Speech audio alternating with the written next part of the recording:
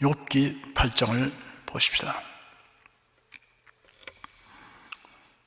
1절 한 절을 다 같이 읽겠습니다. 수아 사람 빌닷이 대답하여 가로되 욥기의 서두에 욥을 소개하기를 우스 땅에 욥이라 이름하는 사람이 있었는데 그 사람은 순전하고 정직하여 하나님을 경외하며 악에서 떠난 자더라 하였습니다. 이러한 욥에게 어느 날 재난이 연속하여 발생했습니다. 재산, 자녀들, 건강 모두 잃어버렸습니다. 발바닥부터 정수리까지 심한 악창이 나서 편안히 눕지도 못하고 잠을 잘 수도 없었습니다. 욥의 친구들이 위문하러 와서 이 처참한 전경을 보고 아무 말도 하지 못했습니다. 7일간의 침묵의 날이 지난 후 욥의 독백에 이어서 엘리바스의 친구가 따랐습니다. 욥은 엘리바스의 친구에 대하여 반박하는 변론을 전개하였습니다. 그런 후에 하나님을 향한 첫 번째 중간 기도를 하였습니다. 오늘 상고하게 되는 8장은 욥의 친구 가운데 수아 사람 빌닷이 욥을 향하여 변론한 인과응보론적 충고입니다. 빌닷은 엘리바스의 충고에 대한 욥의 반박과 기도를 경청한 후 입을 열었습니다. 2절 한 절 읽겠습니다. 네가 어느 때까지 이런 말을 하겠으며 어느 때까지 내 입의 말이 광풍과 같겠는가. 엘리바스와 빌닷이 충고하는 스타일을 비교해보면 다른 점이 있습니다. 엘리바스는 매우 조심스럽게 말을 시작했습니다. 욥의 선행과 모범적인 성품을 먼저 언급한 후에 충고를 하였습니다. 빌닷은 처음부터 공격적인 충고를 하였습니다. 빌닷은 욥이 자신을 변호하는 말을 그치도록 권고하였습니다. 그리고 욥의 변론을 거칠고 파괴적인 광풍으로 비유했습니다. 3절 한 절 읽겠습니다. 하나님이 어찌 심판을 굽게 하시겠으며 전능하신 이가 어찌 공의를 굽게 하시겠는가. 빌닷은 하나님의 심판과 공의에 대해 공정성을 의심하고 의문을 제기하고 있는 것이라고 생각했습니다. 이러한 빌닷의 생각은 욥의 변론 내용을 오해한 것입니다. 하나님이 어찌 심판을 굽게 하시겠으며 전능하신 이가 어찌 공의를 굽게 하시겠는가라는 빌닷의 말은 진리입니다. 그러나 욥을 책망하는 말로는 합당치 아니합니다. 하나님의 공의는 현세에서 철저하게 모든 사람에게 적용되지는 않습니다. 최고의 심판대에서 완전하게 적용됩니다. 4절에서 6절까지 함께 읽겠습니다. 네 자녀들이 주께 득죄하였으므로 주께서 그들을 그 죄에 붙이셨나니 네가 만일 하나님을 부지런히 구하며 전능하신 이에게 빌고 또 청결하고 정직하면 정녕 너를 돌아보시고 내 의로운 집으로 형통하게 하실 것이라.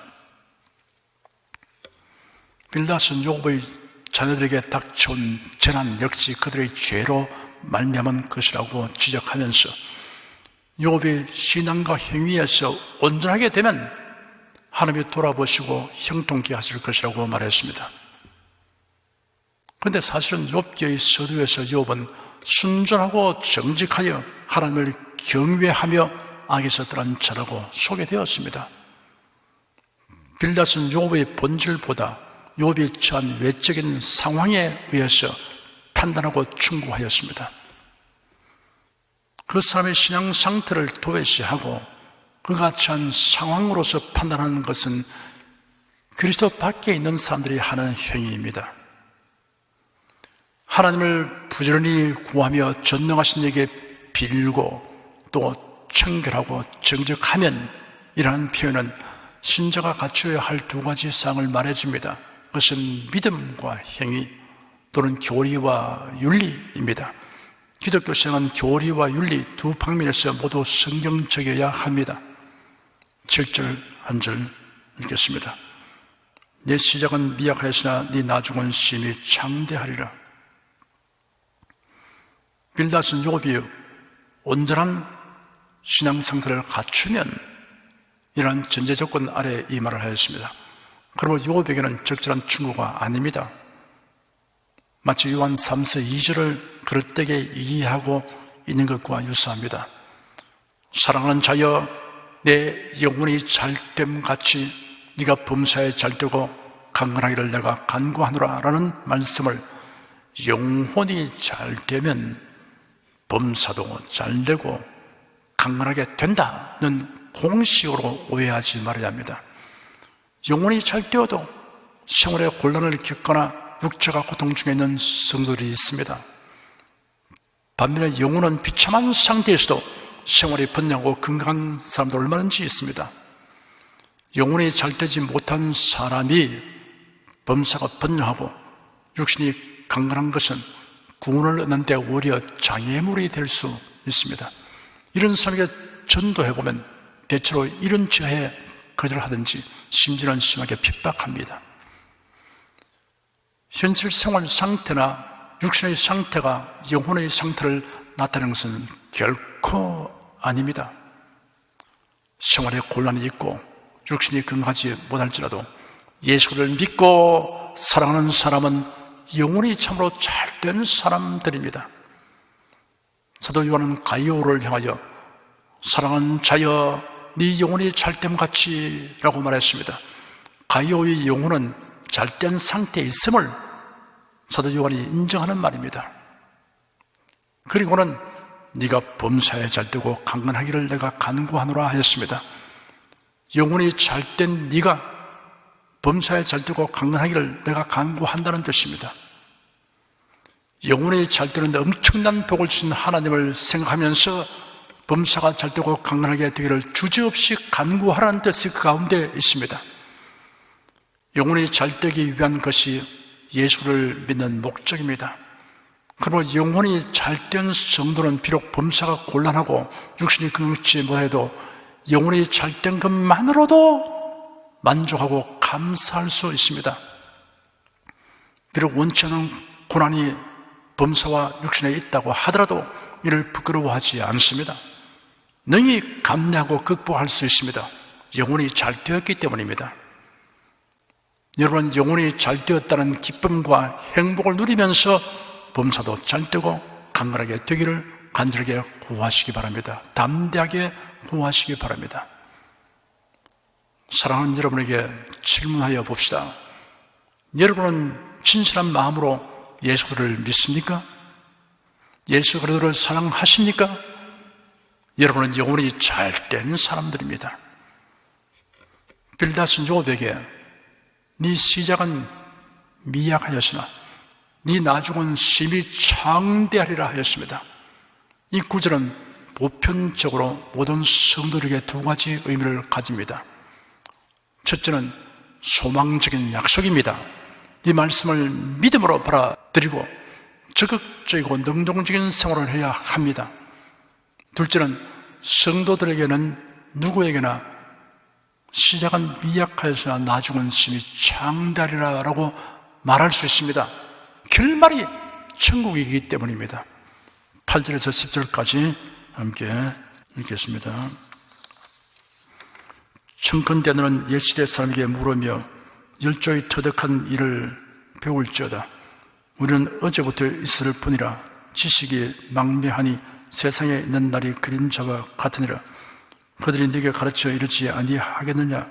그 마음에서 나는 말을 바라지 아니하겠느냐? 인간의 일생이란 너무나 짧아서 자기 노력만으로 얻는 지혜란 보잘 것 없습니다. 그리고 선조들의 경험에서 배워야 합니다. 현대인이 고대인보다 똑똑하다고 우쭐대는 것은 온당하지 못합니다. 오늘날 우리가 가진 지식과 기술은 모두 과거의 토대 위에 있다는 것을 생각해야 합니다. 어른들의 말을 우습게 여기고 하찮게 취급하는 젊은이는 자신의 미련함과 교만함을 드러내는 것입니다. 문명의 발전은 온고지신, 옛것을 연구하여 거기서 새로운 지식이나 도리를 찾아낸다는 이치를 깨닫고 실천한 결과입니다. 과거를 무조건 매도하고 부정하는 것은 자신이 서 있는 발판을 무너뜨리는 행위입니다. 역사의 교훈을 겸허한 자세로 배워야 합니다. 사람들이 역사의 교훈을 배우지 않는다는 것이 역사의 교훈이다라는 역설적 교훈은 전국을 찌르는 교훈입니다. 더욱이 이스라엘의 역사가 이를 단적으로 증명하고 있습니다. 그들이 지난 역사의 교훈을 명심하였으면 그 수많은 고난을 당하지 않았을 것입니다. 결국 자업자득입니다. 이스라엘 자손들의 40년 광야 생활에 대하여 성경의 방대한 페이지를 할애하여 기록한 이유에 대하여 고린도전서 10장 11절에는 저희에게 당한 이런 일이 거울이 되고 또한 만사를 만난 우리의 경계로 기록하였느니라 하였습니다. 11절 12절 두 절을 읽겠습니다. 왕골이 진풀이 아니고 나겠으며 갈대가 무릎시 자라겠느냐. 이런 것은 풀으로도 아직 별 때 되기 전에 다른 풀보다 일찍이 말하느니라. 역사와 전통의 교훈에 귀를 기울이라고 권고한 빌닷은 예로부터 전해 오는 지혜의 말들을 인용하여 자신의 논지가 정당함을 주장하였습니다. 왕골은 애굽의 강변이나 습지에서 자라는 파피루스입니다. 파피루스가 습지가 아닌 곳에서 자라겠느냐, 갈대가 물 없이 자라겠느냐라는 말은 비유적인 표현입니다. 파피루스와 갈대가 우기는 번성하여도 가뭄이 오면 시들어버립니다. 빌닷은 욥이 이전에 심히 장대하고 번영했으나 지금 이렇게 몰락한 것을 파피루스와 갈대에 비유하였습니다. 13절에서 15절까지 읽겠습니다. 하나님을 잊어버리는 자의 길은 다 이와 같고 사곡한 자의 소망은 없어지리니 그 믿는 것이 끊어지고 그 의지하는 것이 거미줄 같은즉 그 집을 의지할지라도 집이 서지 못하고 굳게 잡아도 집이 보존되지 못하리라. 빌닷은 욥이 하나님을 잊어버리고 옳은 데서 떠나 행하였기 때문에 결국 물이 말라버린 강과 습지에서 시들어버리는 파피루스나 갈대처럼 된 것이라고 재차 강조하였습니다. 욥에게 회개를 촉구하기 위한 충고이지만 욥을 잘 알지 못한 상태에서 하는 말이므로 욥에게는 적절하지 못한 충고입니다. 의사가 환자의 체질이나 질병의 원인을 잘못 알고 처방하면 환자를 고통과 위험에 빠뜨립니다. 16절에서 19절까지 읽겠습니다. 식물이 일광을 받고 푸르러서 그 가지가 동산에 뻗어가며 그 뿌리가 돌무더기에 서리어서 돌 가운데로 들어갔을지라도 그곳에서 뽑히면 그 자리도 모른 체하고 이르기를 내가 너를 보지 못했다 하리니 그 길의 희락은 이와 같고 그 후에 다른 것이 흙에서 나리라. 식물의 뿌리가 흙 속에 있는 동안 흙은 영양분을 공급하지만 그곳에서 뽑힌 이상에는 아무 도움도 주지 못합니다. 그리고 그 자리는 다른 식물이 뿌리를 내립니다. 하나님께 믿음을 둠으로 하나님의 은총 속에 번영하던 사람도 하나님을 떠나면 뿌리 뽑힌 나무처럼 되고 맙니다. 20절에서 22절까지 읽겠습니다. 하나님은 순전한 삶을 버리지 아니하시고 악한 자를 붙들어 주지 아니하신즉 웃음으로 네 입에 즐거운 소리로 네 입술에 채우시리니 너를 미워하는 자는 부끄러움을 입을 것이라 악인의 장막은 없어지리라. 빌닷은 욥이 회개하고 바로 서면 하나님이 버리지 아니하시고 결국에는 즐거움이 가득하게 하실 것이라고 말했습니다. 빌닷의 말은 모든 성도들이 결국에는 체험하게 될 상태로서는 합당합니다. 하나님을 경외하는 사람은 인생 나그네의 길이 끝나면 그때 우리 입에는 웃음이 가득하고 우리 혀에는 찬양이 가득하였다라고 한 시편 말씀을 실감하게 될 것입니다.